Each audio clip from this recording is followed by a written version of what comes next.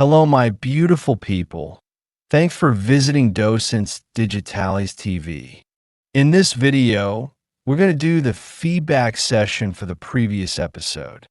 If this is your first time here, I recommend watching the last video where we talked about how many states are really part of the United States.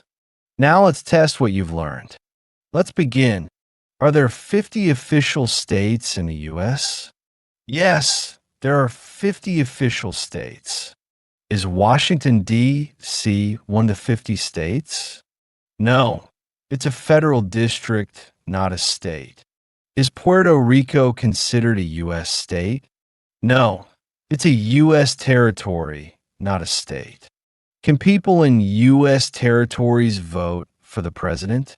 No, unless they live in one of the 50 states. Are Guam and American Samoa U.S. territories? Yes, both are territories of the United States. Do territories have the same political power as states? No, they have limited representation in Congress. Is English the only language spoken in U.S. territories?